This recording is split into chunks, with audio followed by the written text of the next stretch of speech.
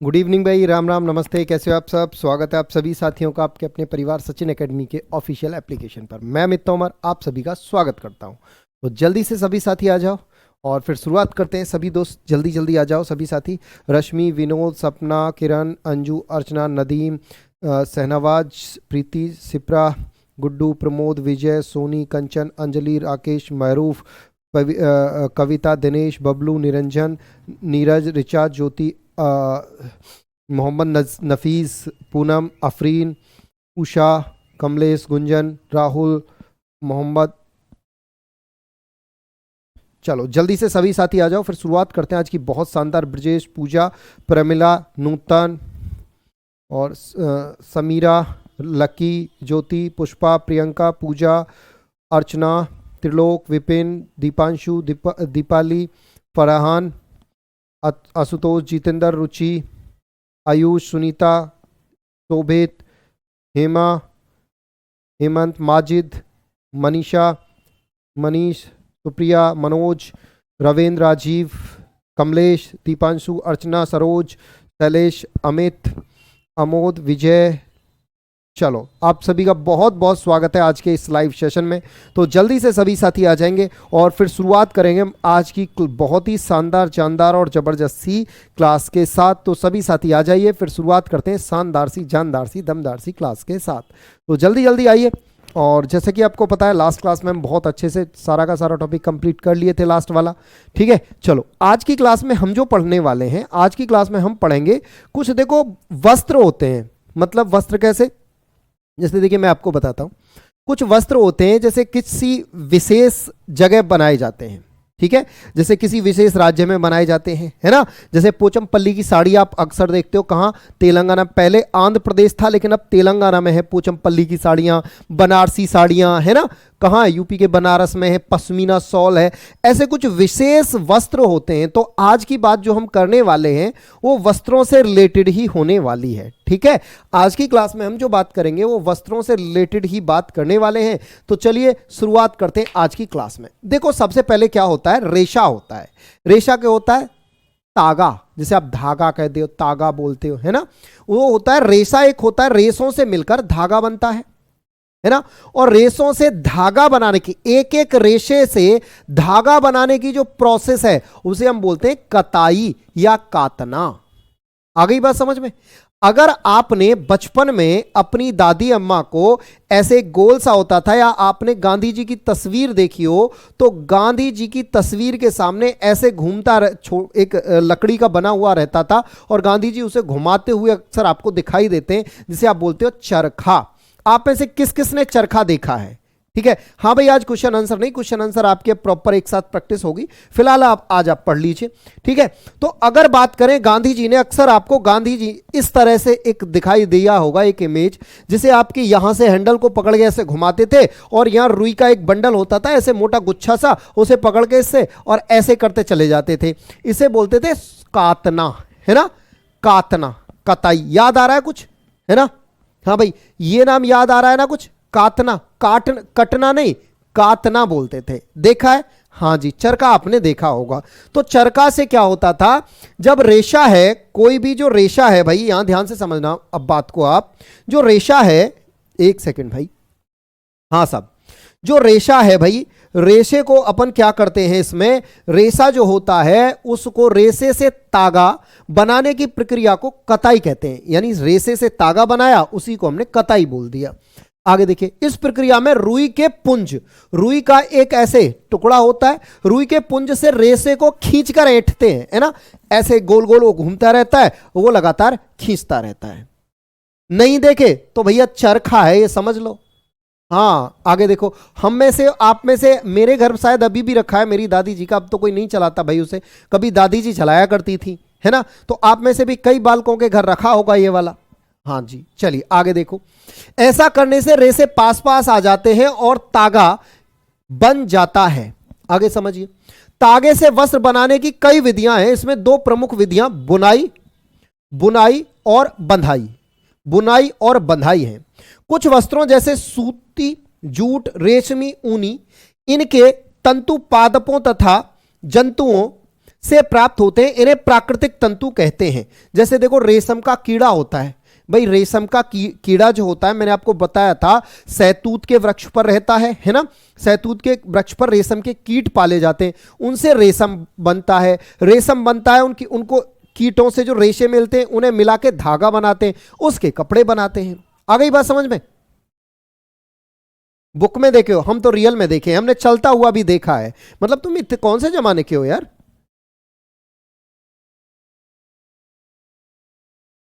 भाई अगर आप देखोगे आलम भाई तो नोट्स में आंखें खोल कर देखना, आपको ये टॉपिक अवश्य मिलेगा। ठीक है भाई, नोट्स में हो या ना हो लेकिन तुम्हारे सीटेट के पेपर में जरूर सवाल आता है। चुपचाप पढ़ो। अब चलो आगे देखो। रुई और जूट, जूट का मतलब होता है पटसन। पटसन यानी जूट के उत्पादन में भारत नंबर 1 है। ठीक है। अरे धागा, यार्न, तागा का मतलब धागा जैसे आप बोल देते हो, यार्न रेशा धागा, समझ गए? हाँ आगे देखो। उसके बाद देखो रुई तथा पटसन जो है, कॉटन जैसे कॉटन और जूट, रुई यानी कॉटन और जूट यानी पटसन। ठीक है। जूट की बात करें, ये पादपों से प्राप्त होने वाले तंतुओं के उदाहरण है। ये किससे होते हैं भाई? पादपों से प्राप्त होते हैं, यानी पेड़ पौधों से प्राप्त होते हैं। देखो कुछ जैसे देखो सूती वस्त्र, जूट, रेशमी, ये जो होते हैं ना, जैसे अगर बात करें रुई और जूट, ये होते हैं पादप। पादप मतलब पेड़ पौधों से। अरे देखो एक बात बताओ, जूट का पौधा होता है और अगर आप रुई, अगर आपने वन बोया जाता है, वन रुई निकलती है जिससे वन होता है। अगर आपके लोग गांव में बोया जाता हो तो वन होता है, उससे ऐसे गोल गोल गूलर से आते हैं, वो फूटते हैं, उनमें से रुई निकलती है, फिर उससे उसे तोड़ तोड़ के बीन बीन के इकट्ठा कर लेते हैं, है ना। ये प्रोसेस होता है। आगे समझिए, आगे देखो फटाफट से। तो ये बात समझ में आ गई। बाकी अगर जैसे रेशम की बात करें तो रेशम किससे प्राप्त होता है? कीटों से प्राप्त होता है। आ गई बात समझ में? किससे प्राप्त होता है? कीटों से प्राप्त होता है। और एक बात, आप सभी साथी टेस्ट सीरीज देने आया करो। एप्लीकेशन पे जो टेस्ट होता है आपका टेस्ट सीरीज, उस टेस्ट सीरीज को देने आया करो प्रॉपर। ठीक है, चलिए आगे बढ़ते हैं। चलो आगे देखो फटाफट से। अगला प्रोसेस देखो, कुछ इस तरह से चरखा होता था आपका। ठीक है, चलिए अब आगे देखिए। ऊन तथा रेशम तंतुओं से प्राप्त, जंतुओं से प्राप्त होते हैं। ऊन और रेशम जो होते हैं ना, ये जंतुओं से प्राप्त होते हैं। ऊन भेड़, ऊन किससे प्राप्त होती है? भेड़ अथवा बकरी की कर्तित ऊन। कर्तित मतलब उसकी ऊपर से सतह से, भेड़ तथा बकरी की कर्तित ऊन, जो ऊन प्राप्त होती है भेड़ तथा बकरी से प्राप्त होती है। इसे खरगोश यानी याक तथा ऊंटों के बालों से भी प्राप्त किया जा सकता है। इसे खरगोश से भी प्राप्त किया जाता है। ऊन जो होती है उसे खरगोश से भी प्राप्त किया जा सकता है। याक, याक दे वो बड़ा वाला बैल होता है ना ऐसे सींगों वाला, याक से भी प्राप्त किया जा सकता है। इसे ऊंटों से भी प्राप्त किया जा सकता है। किसको? ऊन को। ठीक है। रेशमी तंतु रेशम के कीट कोकून से खींचा जाता है। रेशम का कीट होता है कोकून, कोकून से भी खींचा जाता है। रेशम कीट को कून से खींचा जाता है। कोकून इस तरह से होता है, ये एक मतलब रेशम का कीड़ा टाइप का होता है, उससे खींचा जाता है। हाँ जी, गांधी जी वाला चरखा। अच्छा, अगर बात करें ऊन के उत्पादन में, तो यहां देखो ऊन के उत्पादन में विश्व का सबसे ज्यादा ऊन का जो उत्पादन करने वाला देश है ना, वो ऑस्ट्रेलिया है। विश्व का सर्वाधिक उत्पादन करने वाला ऊन का सर्वाधिक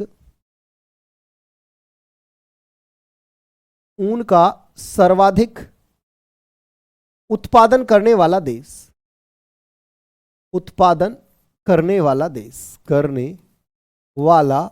देश तो वो है भाई कौन कौन सा? वो है ऑस्ट्रेलिया। ऑस्ट्रेलिया की बात करें तो ध्यान से समझना, ऑस्ट्रेलिया, यहां अगर बात करें ऑस्ट्रेलिया की, तो ऑस्ट्रेलिया में 2 से ऊन प्राप्त होती है। एक तो अंगोरा खरगोश से, अंगोरा खरगोश से ऊन प्राप्त होती है। और भाई मैरिनो भेड़, अंगोरा खरगोश और मैरिनो भेड़। देखो ये मैरिनो क्या है, अंगोरा क्या है, बताता हूं। अंगोरा खरगोश की एक प्रजाति है। अंगोरा खरगोश की एक प्रजाति है। वो भाई टेस्ट सीरीज कब होगी आपको टाइम एप्लीकेशन पे दिया होगा। ठीक है, आप एप्लीकेशन खोलोगे तो वहां आपका अपने आप नोटिफिकेशन भी जाएगा और आपको टाइम मिल जाएगा। ठीक है, आगे देखो फटाफट से। तो यहां बात करें, इंडिया में गुजरात है भाई, गुजरात और महाराष्ट्र दो स्टेट हैं जहां सबसे ज्यादा ऊन प्राप्त करते हैं, क्योंकि रुई प्राप्त करते हैं। ठीक है, रुई है तो ऊन है। चलो अब आप आगे देखो, रुई प्राप्त करते हैं महाराष्ट्र गुजरात। अब आप देखो यहां जो ऊन बनाते हैं वो अंगोरा खरगोश से और मैरिनो भेड़ से ऊन बनाते हैं। अंगोरा खरगोश से और मैरिनो भेड़। ये मैरिनो जो है ये एक भेड़ की प्रजाति है, अंगोरा जो एक खरगोश की प्रजाति है, और इनसे यहां ऊन प्राप्त की जाती है, वूल प्राप्त की जाती है ऑस्ट्रेलिया में। और अगर बात करें तो ध्यान से समझो, यहां पर जो सर्वाधिक अगर बात करें, जो भेड़ हैं उनके रहने की जगह को कहा जाता है स्टेशन, और इसमें काम करने वाले लोगों को कहा जाता है जयकारो। ठीक है, ये आपसे पूछा जा सकता है। चलिए जी आगे देखो फटाफट से, आगे देखो। हजारों वर्षों तक वस्त्र निर्माण के लिए केवल प्राकृतिक तंतुओं का ही उपयोग होता था। पिछले लगभग 100 वर्षों से ऐसे रासायनिक पदार्थ यानी केमिकल जिनका स्रोत पादप अथवा जंतु नहीं है से तंतुओं का निर्माण किया जा रहा है। इन्हें संश्लिष्ट तंतु कहते हैं। जैसे पॉलिस्टर, भाई पॉलिस्टर का जो कपड़ा है ना वो नेचुरल किसी से भी प्राप्त नहीं होता, ना तो वो जंतुओं से प्राप्त होता है, ना वो पेड़ पौधों से प्राप्त होता है, यानी तंतुओं से प्राप्त होता है, पादपों से प्राप्त होता है। पॉलिस्टर आपने सुना होगा, नायलॉन आपने सुना होगा, एक्रिलिक ये शायद आपने नहीं सुना होगा। ये सब संश्लिष्ट तंतुओं के उदाहरण हैं, मतलब ये एक नेचुरल चीजों से प्राप्त नहीं होते हैं। ठीक है, क्लियर? चलिए अगला देखिए फटाफट से, आगे देखिए। मौसम के अनुसार पहने जाने वाले वस्त्र यानी seasonal clothes, seasonal clothes, seasonal clothes, seasonal clothes, seasonal clothes. अब देखो गर्मी में पहने जाने वाले वस्त्र यानी समर क्लोथ्स, गर्मियों में कौन कौन से वस्त्र पहने जाते हैं। ठीक है, देखो कौन कौन से वस्त्र पहने जाते हैं। गर्मियों में हल्के रंग के वस्त्र पहने जाते हैं। अगर हम आप गर्मियों की बात देखें तो गर्मियों में आप कैसे वस्त्र पहनते हो? सर गर्मियों आप हल्के रंग के वस्त्र पहनते हो, और ज्यादातर कैसे वस्त्र पहनते हो? सफेद वस्त्र, है ना। व्हाइट आपने देखा होगा, अक्सर लोग व्हाइट कुर्ता पाजामा, व्हाइट शर्ट, है ना, व्हाइट कपड़े गर्मियों में ज्यादातर पहनते हैं। अब आप एक बात बताओ, क्या कारण है? मुझे कमेंट बॉक्स में बताओ, मुझे कमेंट बॉक्स में कमेंट करके बताओ क्या कारण है कि जो सफेद कपड़े होते हैं उनमें गर्मी कम लगती है। कमेंट करके बताओ। हाँ भाई, कमेंट करके बताओ क्या कारण है कि सफेद कपड़ों में गर्मी कम लगती है। जल्दी कमेंट करके बताओ, फटाफट से बताइए क्या कारण है सफेद कपड़ों में गर्मी कम लगती है।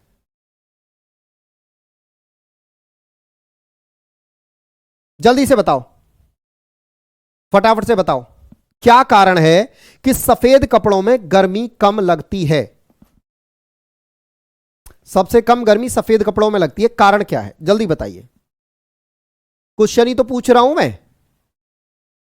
हाँ भाई, क्या कारण है? तंतु। अरे एक जंतु होता है, एक तंतु होता है। तंतु मतलब होता है पेड़ पौधे, पादप, ठीक है, और जीव जंतु। और तंतु होता है, सॉरी, जंतु होता है, पादप होते हैं। तंतु होता है जो रेशा होता है उसे बोलते हैं तंतु, रेशा जो होता है, ठीक है, रेशा जो होता है उसे बोलते हैं तंतु।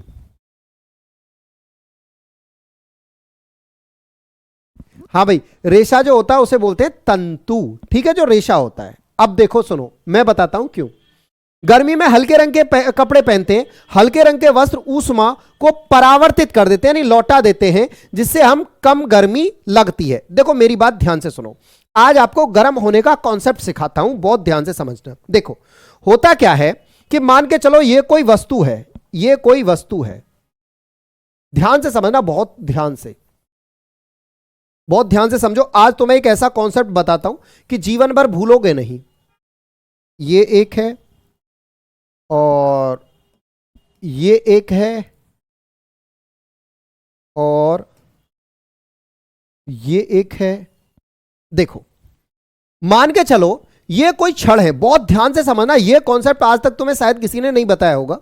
सूर्य जो होता है, सूर्य जो होता है उस सूर्य से जो सनलाइट आती है वो 7 रंगों में आती है। सनलाइट जो आती है विबग्योर, अगर आपको याद हो तो बचपन में आपने पढ़ा होगा विबग्योर, 7 रंगों में विबग्योर। विबग्योर की फुल फॉर्म क्या होती है आप मुझे कमेंट बॉक्स में लिख दीजिए, ठीक है। 7 रंगों में सनरेज आती हैं। होता क्या है, मान के चलो ये कोई वस्तु है, जैसे मान के चलो आगे बना देता हूं मैं इसे, मान के चलो ये कोई वस्तु ग्रीन कलर की है, तो ये ग्रीन क्यों दिख रही है, इसके पीछे लॉजिक क्या है, ये ग्रीन क्यों दिख रही है। देखो ग्रीन दिखने का कारण ये है इसका कि जब इस पे 7 रंगों का प्रकाश पड़ा तो इस वस्तु ने क्या किया, इसमें से 7 में से, क्योंकि सूर्य से जो प्रकाश आता है वो तो 7 रंगों में ही आता है, 7 रंगों में से 6 रंगों को इसने अपने अंदर सोख लिया, यानी 6 रंगों को अपने अंदर समा लिया। अब जो हरा रंग था, कौन कौन से 6, हरे को छोड़ के बाकी जो 6 थे, हरा जो रंग था उस हरे रंग ने क्या किया, जो हरा रंग आ रहा था सूर्य से, वो हरा रंग इस वस्तु से टकराया और वापस लौट गया। आ गई बात समझ में, यानी हरे रंग के प्रकाश को ही इस वस्तु ने नहीं एब्जॉर्ब किया। जब नहीं एब्जॉर्ब किया तो हमारी आंख यहां थी, हमारी आंख पर जो रंग टकराया, हमारी आंख पर जो टकराया वो कौन सा रंग टकराया, हरा, इसीलिए हमें ये वस्तु हरी दिखाई दी। ये वस्तु जो लाल दिख रही है, इस वस्तु ने क्या किया, बाकी सारे रंगों को तो अवशोषित कर लिया लेकिन लाल रंग को परावर्तित कर दिया। तो अब हमारी आंख पे जो रंग आया वो कौन सा आया, लाल रंग का, इसलिए हमें यह वस्तु लाल दिखाई दी। अच्छा, काली क्या काम करती है कि जितने भी रंग हैं, ये काले रंग की जो वस्तु होती है ना, काले रंग की वस्तु सभी रंगों को, 7 के 7 रंगों को अवशोषित कर लेती है। तो एक बात बताओ, इससे लौटकर कोई टकराकर वापस रंग गया, नहीं गया, 7 के 7 इसने यही अब्सॉर्ब कर लिए। जब 7 के 7 यही गए, टकरा के वापस कुछ नहीं गया, तो हमारी आंख पे कोई रंग टकराया, नहीं टकराया, और जब नहीं टकराया तो सब कुछ काला काला। अरे अगर हमारी आंख पे कोई वापस रंग टकराया ही नहीं तो सब क्या दिखाई देगा, काला ही काला दिखाई देगा। आ गई बात समझ में। अच्छा, फिर सर सफेद कैसे दिखाई देती है, देखो सफेद ऐसे दिखाई देती है, मान के चलो ये वस्तु सफेद है, ओहो ये तो काली हो गई, सफेद कैसे बना, चलो ये बना लेते हैं। देखो मान के चलो ये वस्तु सफेद है, ये सफेद वस्तु है, ये सफेद अगर इस पे बनाऊंगा तो दिखेगा नहीं, ये मान के चलो सफेद है। अब ये सफेद क्या करती है, सूर्य से आने वाले 7 के 7 रंगों को वापस लौटा देती है, यानी सूर्य से आने वाले सभी रंग इससे परावर्तित होते हैं। तो हमारी आंख पे जो रंग आता है वो कौन सा आता है, सारे आ जाते हैं सर, 7 के 7। और अगर आप 7 रंगों का कॉम्बिनेशन बना दो तो कैसा, हमारी आंख पे कैसा रंग आएगा, हमारी आंख पे जो रंग आएगा वो व्हाइट आएगा। 7 रंगों को अगर आप एक साथ मिलाओगे तो वो व्हाइट कलर बन जाएगा। ये न्यूटन ने दिखाया था, देखो न्यूटन डिस्क दिखाता हूं आपको कैसे।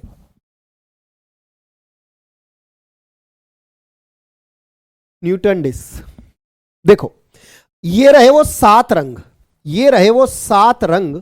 अगर आप इन 7 रंगों को देखो, इस तरह से देखो, अगर आप ये आपको जो डिस्क दिख रही है इसमें ये 7 रंग हैं, देखो ये रहे 7 रंग, ठीक है।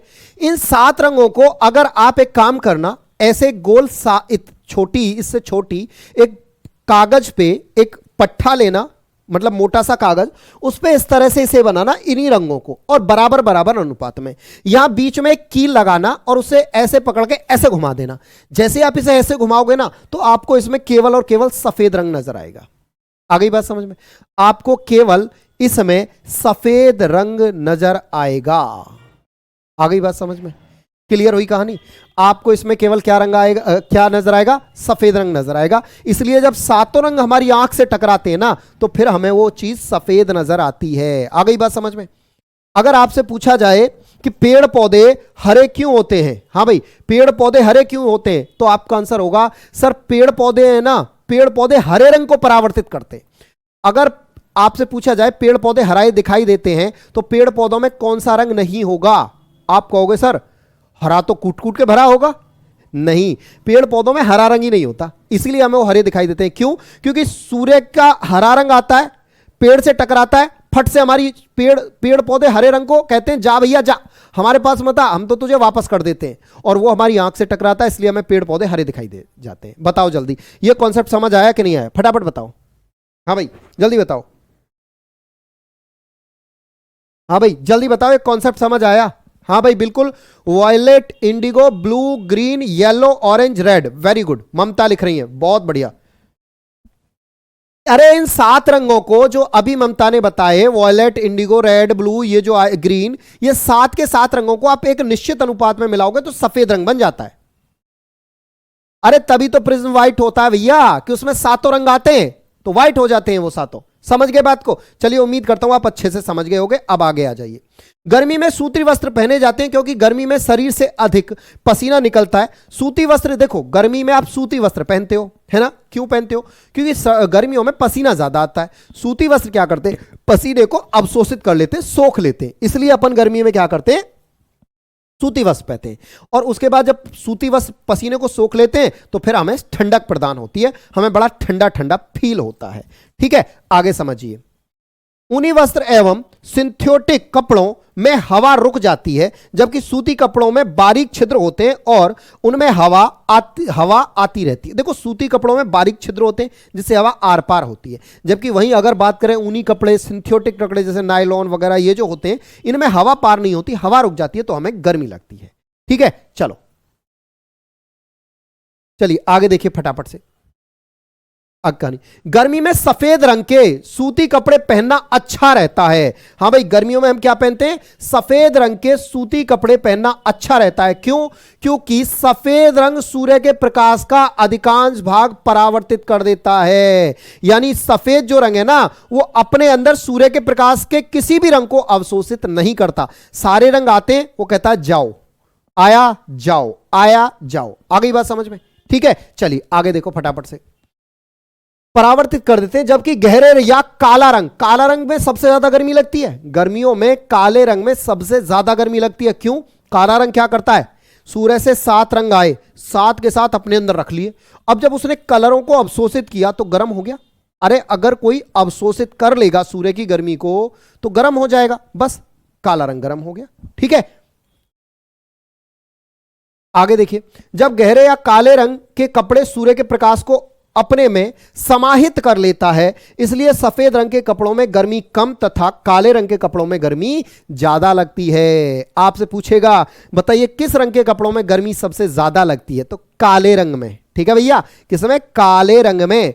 और किस रंग में सबसे कम लगती है? सफेद रंग में। क्यों लगती है? क्योंकि सफेद सूर्य से आने वाले रंगों को परावर्तित करता है और काला उन्हें अवशोषित कर लेता है। अरे भाई साहब, VIBGYOR,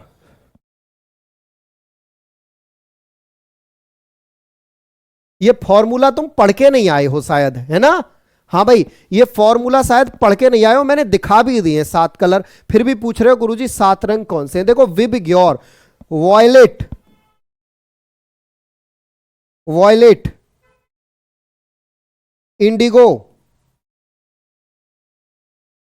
Indigo, blue, green, yellow, orange, red. ये 7 रंग आते हैं सूर्य से भैया। सूर्य का प्रकाश इन्हीं 7 रंगों में आता है।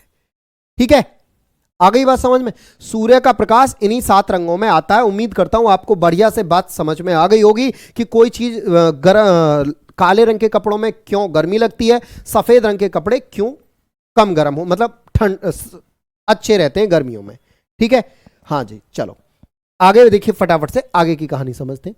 सर्दी में पहने जाने वाले वस्त्र यानी विंटर क्लोथ्स। अब देखो विंटर क्लोथ्स कौन से होते हैं?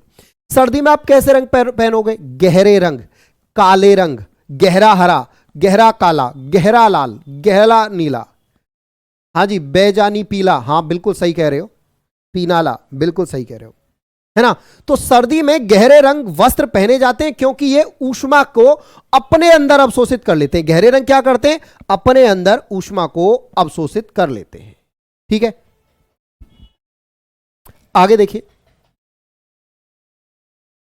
ऊनी तथा रेशमी वस्त्र पहनने जाते हैं क्योंकि ये भी ऊष्मा को अवशोषित कर लेते हैं। भाई ऊन क्या होती है? ऊन को आप धूप में रख दो, सूर्य से आने वाले प्रकाश को अवशोषित कर लेती है ना? तो ये गर्म हो जाती है। तो हमें, आपने देखा होगा अगर आप स्वेटर पहन के ऊन वाला और धूप में बैठ जाओ, भाई साहब इतनी तेज गर्मी लगेगी, आप स्वेटर उतार के ऐसे, अरे यार गर्मी लग रही है, लेकिन जैसे ही आप छांव में आओगे फिर से क्या होगा, आपको ठंडी लगने लगेगी। होता है कि नहीं बताओ, ये जो बात मैंने बताई वो होता है लाइव या नहीं होता, कि जब आप स्वेटर पहन के धूप में बैठे होते हो तो आपको एकदम तेजी से गर्मी लगने लगती है। क्यों? क्योंकि आपका स्वेटर में जो ऊन लगा है ना, वो सूर्य से आने वाले पूरा रेडिएशन को, ऊर्जा को अवशोषित कर लेता है, अवशोषित करके खुद गर्म हो जाता है, खुद गर्म होता है तो आपको गर्मी लगने लगती है। और जब क्या होता है, आप सर्दी में बैठे होते हो तो आपको ठंडी लगने लगती है। आगे बात समझ में?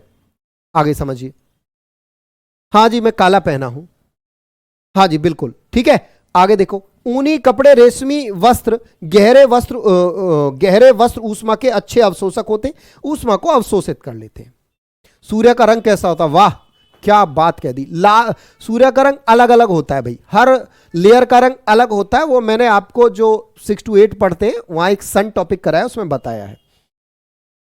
ऊन ऊष्मा की कुचालक है, यानी ऊष्मा की कुचालक है, तथा इसके रेशों के बीच बहुत सारी हवा फंस जाती है। देखो ऊन के जो रेशे होते हैं ना, उनमें जब हवा आती है, आपने देखा होगा, अगर आप ऊन के 2 स्वेटर पहन लो, एक के ऊपर एक, 2 स्वेटर पहन लो पतले पतले, तो वो ज्यादा आपको गर्मी देंगे। कंपैरिजन अगर आप एक मोटा स्वेटर पहनते हो, देखो बराबर तापमान है, मान के चलो एक व्यक्ति को आप एक मोटा स्वेटर पहनाते हो और एक व्यक्ति को आप 2 पतले स्वेटर पहनाते हो, तो जो 2 पतले स्वेटर होंगे ना, वो ज्यादा गर्मी देंगे, वो ज्यादा ठंड को रोक लेंगे। क्यों? क्योंकि उनके जो रेशे होंगे ना, तय जो होंगी उनकी, उनके बीच हवा फंस जाएगी, हवा फंस जाएगी तो व्यक्ति को गर्मी नहीं लगेगी। आगे बात समझ में? चलिए आगे से समझिए। ऊन के वस्त्र और शरीर के बीच में वायु की परत होने के कारण भी शरीर से ऊष्मा बाहर नहीं निकल पाती है। यानी फिर हमारी जो बॉडी के अंदर ऊष्मा, भाई हमारी बॉडी के अंदर भी तो हीट होती है, वो बाहर नहीं जा पाती, अंदर की हीट अंदर ही रहती है। आ गई बात समझ में? अंदर की हीट अंदर ही रहती है, इसलिए वो बाहर नहीं जा पाती। ठीक है, आ गई बात समझ में? क्लियर हुई? चलिए जी आगे समझते हैं अगला, आगे की कहानी। वर्षा ऋतु में पहने जाने वाले वस्त्र। देखो वर्षा ऋतु में आप कैसे वस्त्र पहनते हो कि जो ज्यादा मतलब भीगे ना, या भीगे तो पानी को सोखे ना, आए पानी गिरे और पटाख से निकल जाए, ऐसे वस्त्र पहनते हो। देखो कैसे होते।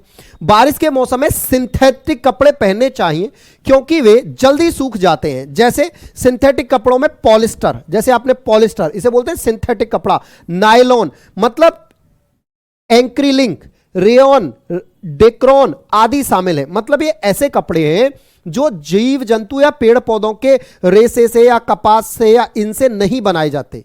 ये किससे बनाए जाते हैं? केमिकल से बनाए जाते हैं, तो ये जल्दी से सूख जाते हैं। इनको पकड़ के कस के निचोड़ दो। जैसे मैं अगर जो मैंने टी शर्ट पहनी हुई है इसकी बात करूं, इसे ना ऐसी टी शर्ट है ये कि आप इसे धो पानी में और धो के अच्छे से निचोड़ दो, एकदम पूरी ताकत से निचोड़ दो और फिर से पहन लो, इतनी जल्दी सूखती है ये। क्यों? क्योंकि ये प्योर ना तो कॉटन है, ना ही ये क्या है, ना ही ये आपका जो रेशम है, रेशम भी नहीं है क्योंकि वो तो रेशम के कीट होते हैं उससे प्राप्त होती है। पॉलिस्टर वगैरह सूती वस्त्र जो होते हैं, सूती भी नहीं है। सूती वस्त्र किससे प्राप्त होते हैं? कॉटन, रुई से प्राप्त होते हैं, तो रुई भी नहीं है। ये क्या है? ये नायलॉन है। ये कैसी है? नायलॉन है। नायलॉन क्या होता है? पानी को सोखता नहीं है इतना ज्यादा। जैसे ही आपने निकाला, एक बार ऐसे निचोड़ दिया, फट से सूख जाता है। आ गई बात समझ में? क्लियर हुई कहानी? समझ में आया ना? हाँ जी, मैं इसीलिए ब्लैक पहनता हूं। अब समझ गए? कल पूछ रहे थे कोई बच्चा, कल कमेंट कर रहा था लास्ट क्लास में, सर आप हमेशा ब्लैक क्यों पहनते हो? भैया मैं इसीलिए ब्लैक पहनता हूं, सर्दियों का मौसम है। ठीक है,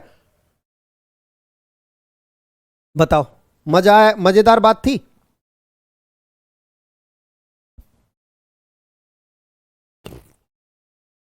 कुचालक मतलब होता है, अरे नॉन कंडक्टर। नॉन कंडक्टर, अरे एक कंडक्टर होते एक नॉन कंडक्टर। कुचालक मतलब जैसे ये पेन, अगर आप इसमें बिजली का तार इधर लगा दो तो इसमें बिजली इधर से पकड़ लो तो आएगी? नहीं आएगी। जो जिसमें करंट, विद्युत धारा यानी करंट का फ्लो हो वो सुचालक यानी कंडक्टर, और जिसमें करंट का फ्लो ना हो वो नॉन कंडक्टर। कुचालक मतलब होता है नॉन कंडक्टर। ठीक है, हाँ हाँ बहुत बढ़िया। बसंत ऋतु में भाई कोई सा पहनो, उसका तो नाम ही बसंत है। बसंत तो नाम ही बसंत है, कोई भी पहनो। आज हैप्पी लग रहे हैं। हाँ भाई ग्रीन टी पी रहा हूं, गला खराब ना हो। भाई ग्रीन टी है। चलो आगे आ जाओ फटाफट से। अब देखो नायलॉन कृत्रिम पॉलीमरों का सामूहिक नाम है। देखो नायलॉन क्या होता है, नायलॉन में कई सारे पॉलीमर होते हैं। पॉलीमर यानी प्लास्टिक मान लो, पॉलीमर से ही प्लास्टिक की जो आपकी पॉलिथीन ये वगैरह आते हैं ना, ये पॉलीमर ही होते हैं, एक तरह से प्लास्टिक ही होता है। जो आपका जैसे आप पॉलिस्टर देखते हो तो इसमें पॉलीमर है, पॉलीमर यानी प्लास्टिक की मात्रा है। ऐसा नहीं पूरा प्लास्टिक है, प्लास्टिक की कुछ मात्रा होती है। कई सारी चीजों को, जैसे प्लास्टिक हुआ, इन सारी चीजों को, नियॉन हुआ, इन सारी चीजों को मिला के कपड़ा बनाया जाता है। जैसे कि ये जो मैंने टी शर्ट पहनी हुई है, ये वैसी ही है कि इसमें प्लास्टिक की भी मात्रा है और इसमें नियॉन की भी मात्रा है। थर्मो देखो ये रहा, यह एक रेशमी, इसमें कुछ रेशम की भी मात्रा है, कुछ रेशम है कुछ मात्रा में। रेशमी थर्मोप्लास्टिक सामग्री होती है जिसे रेशों, परतों और अन्य आकारों में ढाला जा सकता है। आ गई बात समझ में? थोड़ा सा रेशम लिया, थोड़ा सा कपास लिया, थोड़ा प्लास्टिक लिया और भी कई सारी चीजें इकट्ठा की, तब इसे बनाया। ठीक है भैया, पानी इसलिए पी रहे हैं क्योंकि बिना पानी के जीवन नहीं है। अगर आप सर्दियों में पानी नहीं पियोगे तो होगा क्या, आपके अंदर पानी की कमी हो जाएगी, स्किन रूखी हो जाएगी और आपको पथरी यानी स्टोन होने की, किडनी का स्टोन होने की चांसेस है, जो कि मुझे ऑलरेडी है। ठीक है, चलो आगे आ जाओ फटाफट से। रेशम तथा नायलॉन के वस्त्र बहुत जल्दी सूख जाते हैं, इसलिए वर्षा के दिनों में इन वस्तुओं से बने वस्त्र पहने जाने चाहिए। अब देखो आपसे सवाल क्या पूछेगा, सवाल यह पूछेगा इनमें से कौन से वस्त्र सर्दियों के समय में पहने जाते हैं। आपके सामने ऑप्शन होंगे, सूती वस्त्र, रेशमी वस्त्र, नायलॉन के वस्त्र, पॉलिस्टर के वस्त्र। अब आप आराम से बता सकते हो ना किसके वस्त्र, रेशम तथा नायलॉन के वस्त्र पहने जाने चाहिए, किसमें, वर्षा ऋतु में। आपसे पूछेगा भैया गर्मियों में कैसे वस्त्र पहने जाने चाहिए, आपसे पूछेगा सर्दियों में कैसे वस्त्र पहने जाने चाहिए। आ गई बात समझ में, कैसे सवाल पूछेगा, क्वेश्चन कैसे आता है वही मैं बता रहा हूं। ठीक है, चलिए अब आगे बढ़ते हैं फटाफट से, आगे की देखियो। राज्यों के आधार पर वस्त्र, क्लोथ बेस्ड ऑन स्टेट। अब देखो सबसे पहला मतलब हर राज्य के अपने कुछ अलग वस्त्र होते हैं। जैसे देखियो आप साउथ में जाओगे वहां कुर्ता धोती मतलब ऐसे लुंगी और कुर्ता पहनते हैं, अपने आप पैंट शर्ट पहनते हैं, कहीं कोट पैंट पहनते हैं, सूट बूट पहनते हैं, कहीं कुर्ता पजामा पहनते हैं। हाँ जी स्टोन है बिल्कुल, कहीं ये एक दो नहीं है, दोनों किडनी में 3 3 4 4। हाँ जी नायलॉन में गर्मी गर्मी लगता है, बिल्कुल सही बात है, क्योंकि हवा पास नहीं होती ना। नाभि नाभि भाई, नायलॉन में, पूनम कह रही है नायलॉन में गर्मी लगती है। पूनम भाई हवा पास नहीं होती ना, हवा पास नहीं होगी तो गर्मी लगेगी। अब तभी तो हम सर्दियों में नायलॉन पहनते हैं और बारिश के मौसम में नायलॉन पहनते हैं क्योंकि जल्दी सूखता है। सर्दियों में पहनते हैं क्योंकि हवा पास नहीं होती है ना, इसीलिए। और गर्मी में क्या पहनते हैं, सूती कपड़े, जिससे हवा पास हो जाए।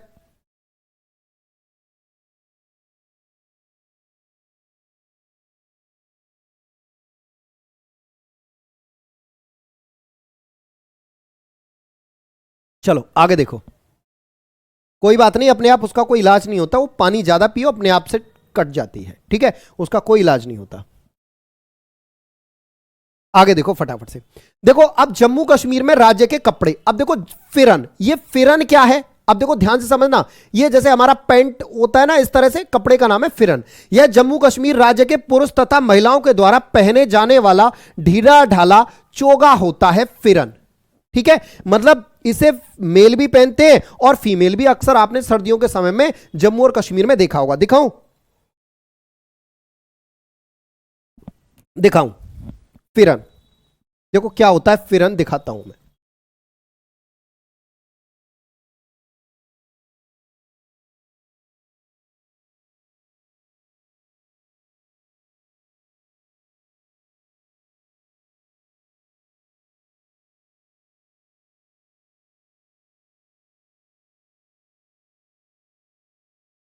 देखो इस तरह से होता है, अगर आपको दिखाई दे, देखो इस तरह से, जैसे ये भाई साहब खड़े हुए हैं, ये देखो आपने अक्सर कश्मीरी महिलाओं को और पुरुषों को इस तरह से पहने देखा होगा। जैसे ये भाई साहब खड़े हुए हैं यहाँ पे, दिख रहा है ना, मतलब ऊपर इतना बड़ा होता है कि पूरा कवर कर लेता है ना। इसको बोला जाता है फिरन। क्या बोला जाता है इसे भैया, ये होता है फिरन। ये आदमी का नाम फिरन नहीं है, जो इसने पहना है ना, ये पूरा सूट सा ऊपर से लेके और नीचे तक, पैरों तक, इसे बोला जाता है फिरन। आ गई बात समझ में? तो फिरन कहां, आपसे पूछा जाएगा फिरन जो वस्त्र है वो कहां का है ना।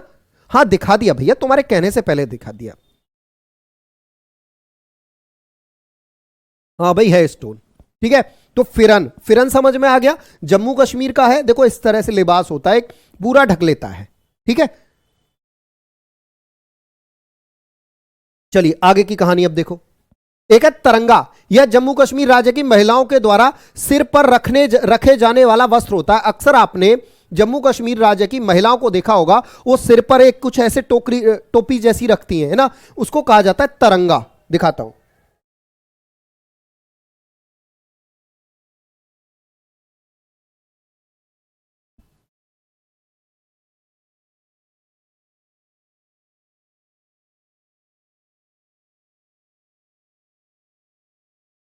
देखो इस तरह से अगर आपको दिखाई दे तो देखो, जैसे ये मैडम ने रखा हुआ है, ये देखो, ये वाली देखो, ये वाली देखो, देखो इस वाले, देखो जैसे आपको ये मैडम दिखाई दे रही हैं, ये देखो इनके अपने सर पे जो रखा हुआ है, इसे बोलते हैं तिरंगा। तिरंगा नहीं, तिरंगा। ठीक है, इसे बोलते हैं तिरंगा।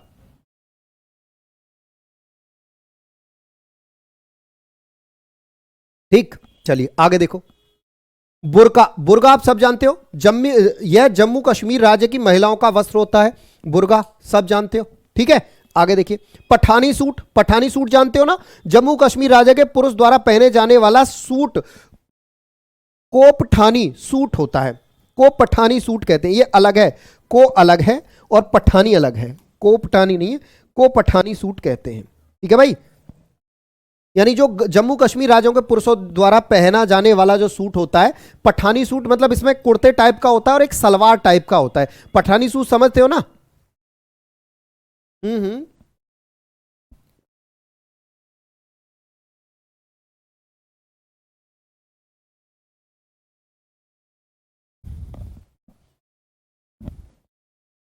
Clear I?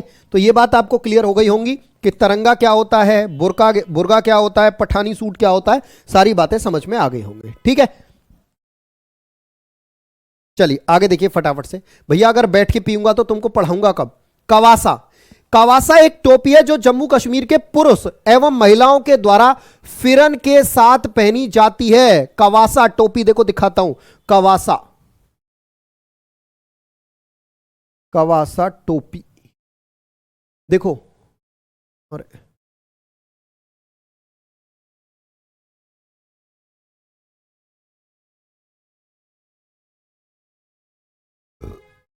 अरे यार, ये तो कुछ आ गई।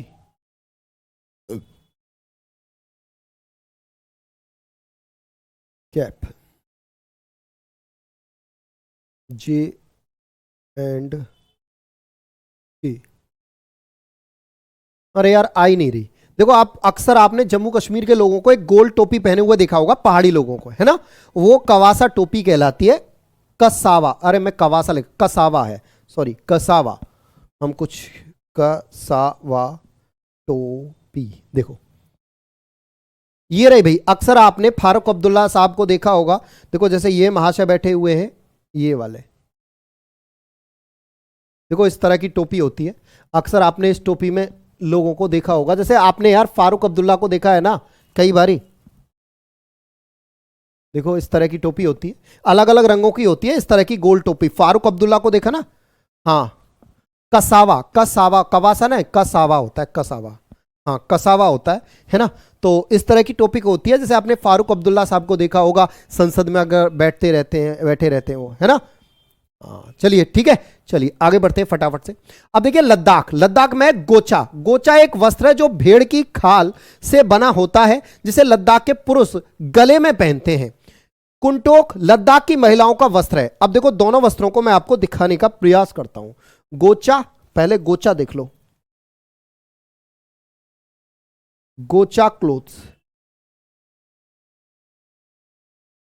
देखो इस तरह का होता है, इसे लद्दाख के जो पुरुष होते हैं अपने गले में डालते हैं। देखो इस तरह से ये होता है गोचा, दिखा देता हूं चलो इन लद्दाख, देखो अक्सर आपने इन लोगों को देखा होगा गोचा। देखो ये भाई साहब दिखाई दे रहे हैं, ये वाले देखो, देखो ये, ओहो, ये देखो भाई, ये भाई साहब देखो ये दिखाई दे रहे हैं यहां, अगर आपको इनके गले में यहां ये दिख रहा है ना, ये होता है गोचा। ठीक है, ठीक है, चलो चलो आगे देखो। कंटोक ये लद्दाख की महिलाओं का वस्त्र होता है एक, ठीक है, इतना याद रखो। आगे देखो फटाफट से, हिमाचल प्रदेश में देखो कौन कौन से होते हैं। लोनचारी, यह हिमाचल प्रदेश की महिलाओं का वस्त्र है, लोनचारी।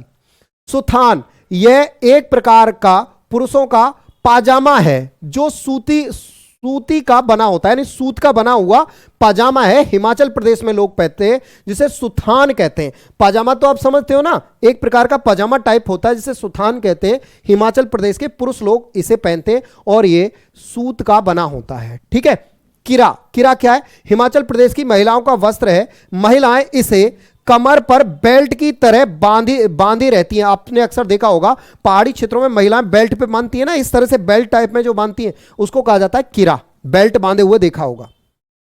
हाँ जी बिल्कुल पूछता है, ये पूछेगा, देखिए क्या पूछेगा, किस प्रदेश में महिलाएं कमर पर बेल्ट की तरह बांधती हैं? आगे कह रहा है, और हिमाचल प्रदेश की महिलाओं के द्वारा यह वस्त्र बांधा जाता है, बताइए इस वस्त्र का नाम क्या है? ठीक है, महिलाएं, हिमाचल प्रदेश की महिलाओं के द्वारा यह वस्त्र अपनी बेल्ट की जगह पे बांधा जाता है, इस वस्त्र का नाम क्या है? इस तरह से होगा। ठीक है, चलिए जी, तो यह किरा हो जाएगा। रीगियो क्या होता है? यहां हिमाचल प्रदेश के पुरुष का वस्त्र है। रीगियो एक लंबा ऊन का बना कोट होता है। जैसे आपने जम्मू कश्मीर का लंबा सा कोट देखा था ना, वैसे ही इस लंबे से कोट को रीगियो कहते हैं। कहां? हिमाचल प्रदेश में ऊन का लंबा सा एक कोट होता है। ठीक है, आगे देखिए, राहिंदे, राहिंदे यह भी हिमाचल आ गया, हिमाचल है ये भाई, यह भी हिमाचल प्रदेश की महिलाओं का ही एक वस्त्र है। इसे सिर पर पहना जाता है, सिर पर पहनने वाला एक वस्त्र होता है, इस तरह से ऐसे पकड़ के पीछे की तरफ बांधते हैं, जिसे कहा है राहिंदे। तेपांग, यह हिमाचल प्रदेश के पुरुष का एक वस्त्र है, यह एक प्रकार का टोपी होती है। हिमाचल प्रदेश के लोग आपको जो टोपी पहने होते हैं ना, उसको कहा जाता है तेपांग। ठीक है, क्लियर? चलिए जी आगे बढ़ते हैं फटाफट से। आगे देखिए, गयांग, यह पुरुषों का वस्त्र है जो कमर पर पहना जाता है, यह हिमाचल प्रदेश में कमर पर पहनते हैं। रीगियो, यह हिमाचल प्रदेश के पुरुषों का वस्त्र है, रीगियो का एक ये तो दोबारा आ गया है, ये तो मैंने करा दिया है। होजुक, यह हिमाचल प्रदेश की महिलाओं का वस्त्र है, होजुक। ठीक है, चलिए जी, अरे इनकी फोटो दिखाने की जरूरत नहीं है, इनको ये कोई इतना इंपॉर्टेंट नहीं है, जो इंपॉर्टेंट है मैं उसकी फोटो दिखाता चलूंगा। केरल देखिए, केरल राज्य में ज्यादातर सफेद रंग के वस्त्र पहने जाते हैं। आपसे सवाल करेगा, बताइए किस राज्य में सफेद रंग के वस्त्र पहने जाते हैं? ठीक है, तो केरल राज्य में सफेद रंग के वस्त्र पहने जाते हैं ज्यादातर, ऐसा नहीं कि दूसरा रंग पहनते ही नहीं है। क्यों पहने जाते हैं केरल में सफेद? क्योंकि देखो बिल्कुल साउथ में है और वहां सामान्यतः गर्मी कैसी होती है? सामान्यतः वहां गर्मी ज्यादा होती है, इसके कारण वहां क्या होता है? सफेद वस्त्र पहने जाते हैं। ठीक है, नॉर्मली साउथ में आपने देखा होगा, साउथ की फिल्मों में अक्सर जो विलन होता है ना, बड़ा वाला विलन, वो सफेद कुर्ता होगा और लुंगी होगी सफेद रंग की, है ना? लुंगी और कुर्ता में दिखते हैं, है ना? थलाइवा, अपने रजनीकांत को देख लो, लुंगी कुर्ता, है ना? ज्यादातर वो लोग लुंगी और कुर्ता में ही दिखते हैं। देखो ये तो तुम्हारा काम है। हाँ, इनकी दिखाऊंगा। मुंडू चेरियाथू, यह केरल राज्य के पुरुषों का वस्त्र है।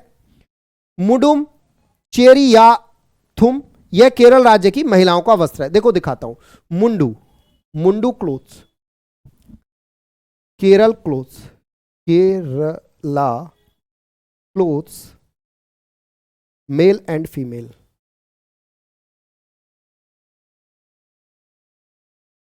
देखो भैया, देखो इस तरह से ये दोनों मिल गए। देखो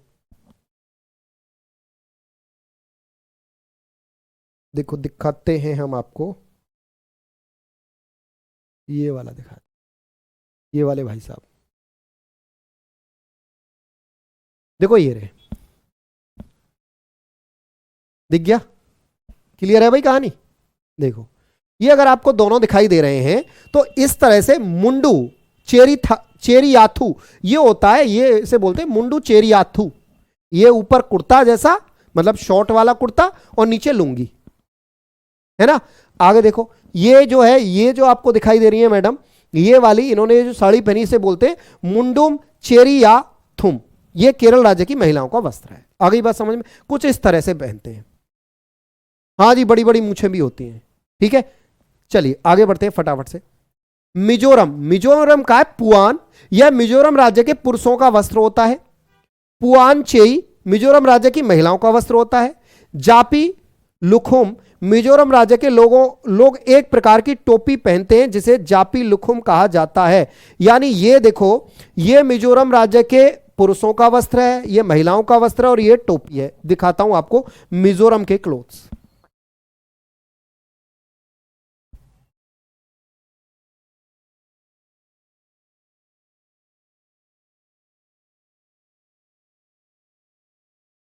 मेल फीमेल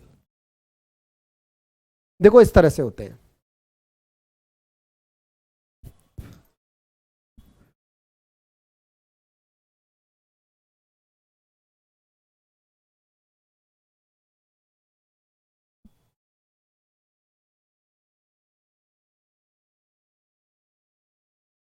देखो भाई,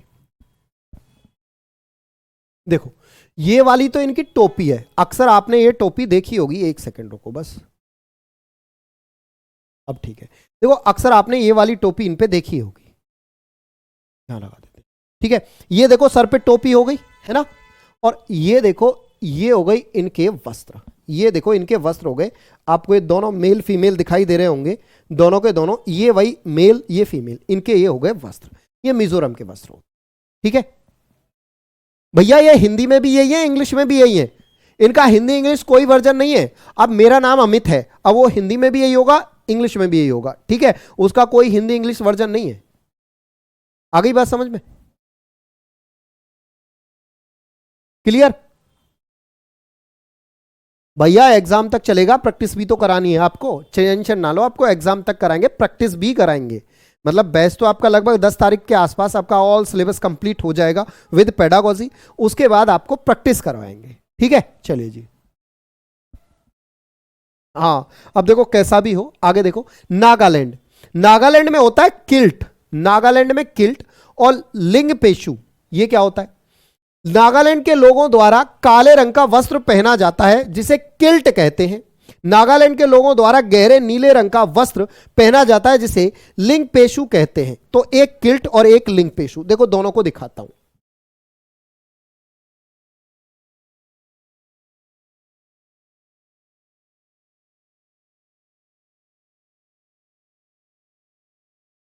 देखो दोनों को दिखाता हूं मैं, और ये तो आ ही नहीं रहा है भाई, ये तो यार गूगल भी नहीं ढूंढ पे के ला पा रहा है।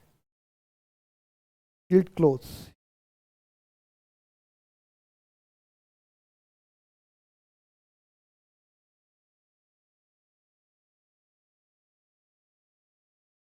देखो इस तरह से नागालैंड के लोगों के द्वारा पहना जाता है काले रंग का। अगर आपको दिखाई दे रहा हो तो देखो ये मैडम जो पहन के खड़ी है, ये वाला, ये वाली जो मैडम खड़ी, देखो एक ये इस तरह से होता है। ये मैडम जो आपको दिखाई दे रही है, ये काले रंग का जो इन्होंने वस्त्र पहना हुआ है, इसको बोलते हैं अपन क्या, इस काले रंग के वस्त्र को बोलते हैं क्या, किल्ट। ऐसे ही नीले रंग का जो वस्त्र होता है उसे बोलते हैं लिंग पेशु। ठीक है, नीले रंग वाला, ठीक है, नीले रंग वाला लिंग पेशु और किल्ट होता है काले रंग वाला। क्लियर? चलिए जी आगे बढ़ते हैं फटाफट से। असम, असम में होता है मितु, यह पुरुषों का वस्त्र है। मुंडा, यह महिलाओं का वस्त्र है। रिन सासो, रिन सासो असम राज्य के पुरुषों के द्वारा गले में पहने जाने वाला स्कार, स्कार यानी मफलर टाइप का होता है, स्कार होता है, ये रिन सासो कहते हैं। देखो दिखाता हूं आपको असम का वस्त्र, असम क्लोथ्स।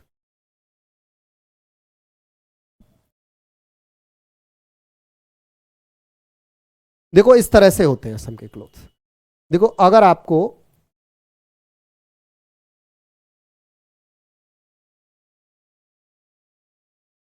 ये वाला होगा, देखो भाई ये वाला, देखो ये रहे भाई असम वाले क्लोथ्स। ठीक है, ठीक, ये रहे भाई असम के क्लोथ्स। इस तरह से जो गले में पहने हुए हैं ना, ये देखो रिन सासो, ये जो गले में पहना हुआ है ना, ये है रिन सासो। क्या है ये? रिन सासो गले में पहना हुआ है। मितु पुरुष ने पहना हुआ है, मुंडा महिला ने पहना हुआ है। इस तरह से पहने होते हैं। ठीक है हाँ हाँ सही कह रहे हो। लेकिन मुझे तो पढ़ाना है ना, पता चले इस बार आ जाए, है ना। पश्मीना शॉल आया हुआ नहीं है क्या? हाँ भाई, जम्मू और कश्मीर का पश्मीना शॉल आया हुआ है या नहीं है? लेकिन इस बार आ गया, इनमें से आ गया, तो फिर क्या करोगे? गजब कर रहे हो भैया। कंप्लीट जो कुछ हुआ है, कुछ नहीं हुआ है, जो हो नहीं हुआ है वो कराऊंगा। ये एनसीईआरटी तो चल रहा है, और क्या चल रहा है। चलो आगे देखो। झारखंड में भागवान, भगवान नहीं, भागवान, यह झारखंड राज्य के पुरुष का वस्त्र है। पाची या परहान, यह झारखंड राज्य की महिलाओं का वस्त्र है। तो भागवान, भगवान नहीं, भागवान पुरुषों का है, पाची परहान महिलाओं का वस्त्र है। आगे देखो। अरुणाचल प्रदेश में मुकाक, यह पूछा जाता है भाई, अरुणाचल प्रदेश का इंपॉर्टेंट है। मुकाक जो है यह अरुणाचल प्रदेश के पुरुषों का वस्त्र है। मुकाइक्स यह अरुणाचल प्रदेश की महिलाओं का वस्त्र है। तो दिखाता हूं आपको अरुणाचल क्लोथ्स।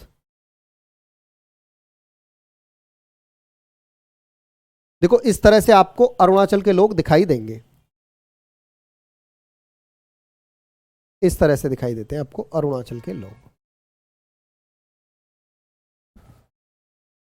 देखो भाई, इस तरह से आपको अरुणाचल के लोग यहां दिखाई देने वाले हैं। ठीक है, इस तरह से ये इन वस्त्रों में ये मुकाक, ये मुकाइक्स, ठीक है, इस तरह के होंगे। चलिए आगे बढ़ते हैं फटाफट से। त्रिपुरा रिएक्टर गमछा, गमछा इसे त्रिपुरा राज्य के पुरुष पहनते हैं। अरे गमछा समझ गए ना, गले में जो डालते। रिगनाई यह त्रिपुरा राज्य की महिलाओं का वस्त्र है। अब देखो पंजाब में, अब फटाफट आ जाओ पंजाब में। देखो पंजाब की बात करें तो ध्यान से समझना, पंजाब में क्या क्या पहनते हैं। देखो फुलकारी, फुलकारी यह एक सॉल होता है। पंजाब में सॉल आपने देखा होगा, अक्सर सॉल ओढ़े हुए रहते हैं, महिलाएं भी और पुरुष भी, उसको कहा जाता है फुलकारी। सरारा लांचा, इससे तो महिलाएं बहुत अधिक मतलब परिचित होंगी। ये सरारा और लांचा, सरारा और लांचा से तो महिलाएं तो एकदम परिचित होंगी, मुझे बताने की जरूरत नहीं भैया, मेले भी करा दूंगा, परेशान मत हो, है ना। सरारा और लांचा यह पंजाबी महिलाओं का वस्त्र है। तांबा या तहमद, तहमद तो आप समझ रहे हो ना, ऐसे अरे सरदार लोग जो पंजाबी होते हैं, ट्रक जो चलाते हैं, अक्सर वो तहमद बांधे रखते हैं, है ना। तो पंजाब के पुरुषों की धोती होती है, धोती टाइप का होता है, लुंगी टाइप का, तहमद बोलते हैं उसे। आगे बात समझ में। चलिए आगे बढ़ते हैं फटाफट से। लक्षद्वीप काची, यह लक्षद्वीप राज्य की महिलाओं का वस्त्र है। थाटम यह महिलाओं के द्वारा सिर पर पहनने वाला स्कार्फ होता है। मणिपुर में खामेन या चामटा, यह मणिपुर राज्य के पुरुषों की धोती होती है। और फेनेक यह महिलाओं का वस्त्र होता है। सिक्किम थोकरो डूम, सिक्किम राज्य के पुरुषों का वस्त्र है ठोकरो डूम। और डूम डूम यह सिक्किम राज्य की महिलाओं का वस्त्र है डूम डूम। ठीक है, इस तरह से है। आगे देखो गुजरात, गुजरात में कफानी या फरहान यह गुजरात के पुरुषों का वस्त्र है। काजरी या आबा यह गुजरात की महिलाओं का वस्त्र है। ठीक है, तो देखो दिखाई देता हूं आपको मैं गुजरात क्लोथ्स।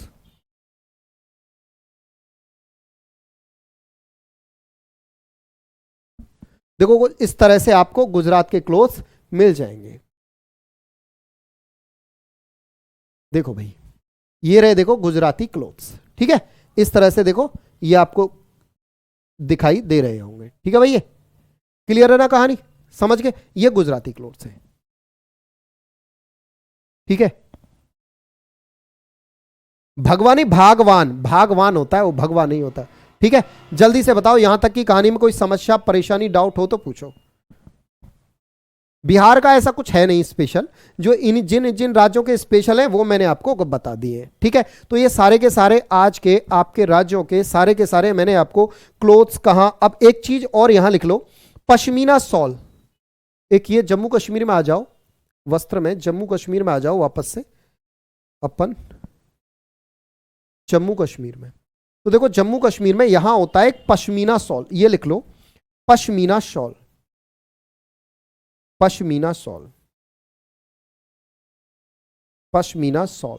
ये जो पश्मीना सॉल होता है ना भैया, ये बहुत गर्म होता है और बहुत महंगा होता है, और ये हैंडमेड होता है। पश्मीना बकरी के बालों का बना होता है। एक बकरी होती है पश्मीना, उसके बालों का बना होता है। पश्मीना बकरी के बालों का बना होता है, बकरी के बालों का बना होता है, बालों का बना होता है, बना होता है। इसे बनाने में ना कई दिन लग जाते हैं, इसे बनाने में कई दिन लग जाते हैं। और ये इतना मतलब इतना टाइम लेता है, इतना मतलब इतना गर्म होता है कि आपका एक मोटा कंबल और ये एक पतला सा सॉल बराबर गर्माई देगा। सोचो ये कितने हजार रुपए का होगा, मतलब कितने पैसे का होगा, 100 200 500 1000 कितने का होगा? मिनिमम मिनिमम सबसे कम प्राइस बताऊं 10,000। 10,000 से ऊपर ही होगा, 10,000 15,000 20,000 25,000 30,000 इतना कॉस्टली होता है। आ गई बात समझ में? जब इतना कॉस्टली है तो आपको दिखाई देता हूं पश्मीना सॉल।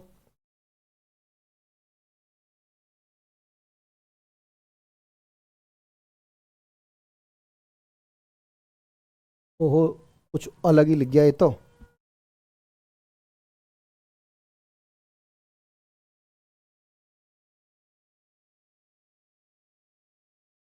देखो ये रहा पश्मीना सॉल भैया, इस तरह का होता है पश्मीना सॉल।